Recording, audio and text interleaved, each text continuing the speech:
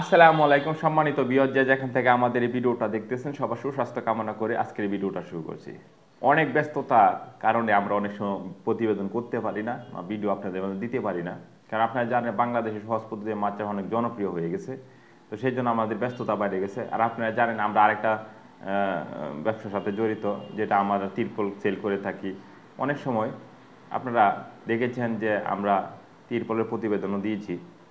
তো সেই জন্য আজকে আমি কথা বলবো, গত পর্বে আমরা ট্যাঙ্কে মাছ এবং হাঁস চাষ করা যাবে না একসাথে, সেই বিষয়ে আলোচনা করেছিলাম। আর আজকের পর্বে আমরা কথা বলবো যে কিভাবে পুকুরে মাছ এবং হাঁস একসাথে কালচার করবেন, সেটা করার জন্য কি কি বিষয় আপনাকে জানতে হবে।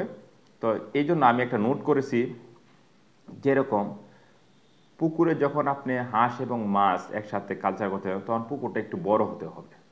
বড় হতে হবে, এক সাইড দিয়ে আপনি একটা বাঁশ দিয়ে হোক বা যেভাবে হোক একটা হাঁসের খামার বানাইছেন, খামার বানায়া এক সাইড দিয়ে আর আরেক সাইডে মনে করেন যে মানে অনেক লম্বা পুকুরটা বা অনেক বড় পুকুরটা এক সাইড দিয়ে হাঁস করছেন, কিন্তু এখানে মাছের সংখ্যা আপনাকে কম দিতে হবে এবং মাছগুলো দিতে হবে বড় সাইজের। যেরকম বড় সাইজের মাছ করার জন্য যেরকম আপনারা একটা মাছ আধা কেজি ওজন এরকম দিয়েছেন, 1.5 কেজি 2 কেজি এরকম করবেন, এরকম সাইজের বাংলা মাছ দিতে হবে। হ্যাঁ, সেই ক্ষেত্রে আপনার হাঁসটা যেই জায়গায় থাকবে, হ্যাঁ, যেখানে আপনি মাছাংটা বাঁধছেন, হ্যাঁ, এই পাশের একটা সাইড মাছাঙ্গের ভিতরে কিন্তু পরিষ্কার রাখতে হবে, যে যেখানে হাঁসগুলো বিশ্রাম নিবে। হ্যাঁ, হাঁসগুলো যে জায়গাটা বিশ্রাম নিয়ে এই জায়গাটা পরিষ্কার রাখতে হবে। এবং এটার যে ময়লাটা আছে, ময়লাটা তো নিচে পড়তেছে, এই ময়লাটা অটোমেটিক পুকুরের মাধ্যমে সরে যাবে। ময়লা দিয়ে কি হয়? ময়লা দিয়ে খাবার তৈরি হয়। ময়লাটা যখন মাটিতে পড়ে তখন এটা জৈব সারের মতো কাজ করে। তখন সেটা হয় কি, মাছের জন্য প্লান্টন তৈরি করে, মানে মাছের খাদ্য পানির মাধ্যমে তৈরি করে।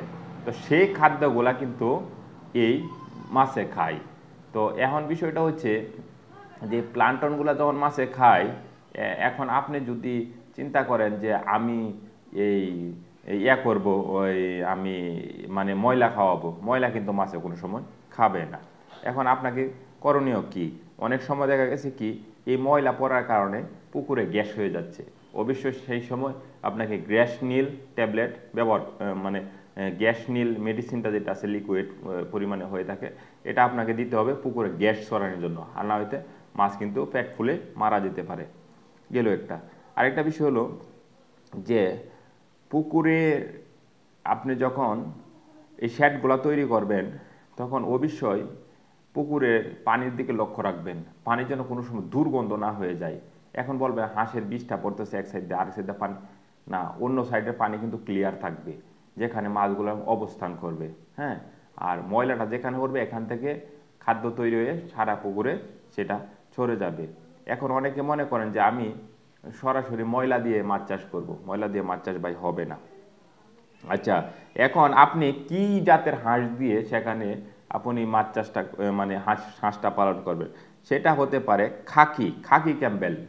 খাকি ক্যাম্বেল যে হাঁসটা আছে সেই হাঁস দিয়ে আপনি সেখানে মাছের সাথে কালচার করতে পারেন। অথবা ইন্ডিয়ান রানার একটা জাতি আছে, এবং খাকি ক্যাম্বেল, এই দুইটা জাত থেকে যে কোনো একটা জাত নিয়ে আপনি সুন্দর করে এই হাঁসের সাথে মাছটাকে কালচার করতে পারেন।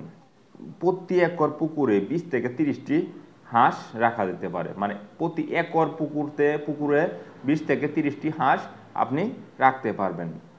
আর অবশ্যই সেটা বাংলা মাছ হবে, রুই কাতলা মৃগেল এরকম হবে। আর পুকুরে কিন্তু আপনার নিয়মিত খাবার দিতে হবে, যেটা বাসমান খাদ্য দেন, ডুবন্ত খাদ্য দেন, যে খাদ্যই দেন, খাদ্য কিন্তু পুকুরে মাস্ট দিতেই হবে।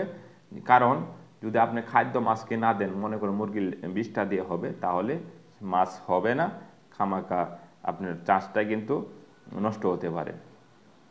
এখন আরেকটা বিষয় হলো মাছ এবং হাঁস একসাথে চাষ করে কিন্তু অনেকে লাভবান হচ্ছে, আপনিও হতে পারেন। কিন্তু আপনার মাইন্ডে একটা বিষয় রাখতে হবে যে মাছকে আমার খাবার দিতে হবে, পুকুরটা বড় হতে হবে, এবং হাঁসটা হইল খাঁটি ক্যাম্বেল অথবা ইন্ডিয়ান রানার, এগুলা জাতের হতে হবে। হাঁসের বিশ্রামের জায়গা আলাদা রাখতে হবে, সুন্দর করে যেন তারা বিশ্রাম নিতে পারে যে শেডটা বানাবেন শেডের ভিতরে। এবং পানি গ্যাস হয়ে গেলে গ্যাস নিয়ে দিতে হবে। আমি কিন্তু প্রত্যেকটা ভিডিও ভাঙে ভাঙে বলছি, হ্যাঁ, প্রত্যেকটা কথা বলছি, তারপর দ্বিতীয়বার বলতেছি যেন আপনাদের মাথায় থাকে।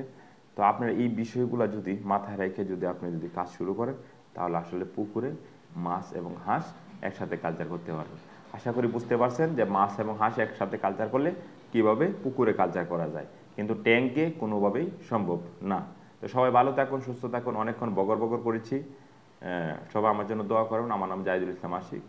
প্রতিনিয়ত আপনাদের পাশে থাকার চেষ্টা করতেছি এবং কৃষকদেরকে সবসময় অনুপ্রেরণা দিয়ে এবং আমরা সারা বাংলাদেশে মাছ চাষটাকে অনেক দূরে এগিয়ে নিয়ে যাওয়ার চেষ্টা করতেছি। সবাই ভালো থাকুন, সেই লক্ষ্যে কাজ করে যেতে চাই যতদিন বেঁচে থাকবো। তো সবার সুস্বাস্থ্য কামনা করে আজকের জন্য বিদায় নিচ্ছি। আসসালামু আলাইকুম।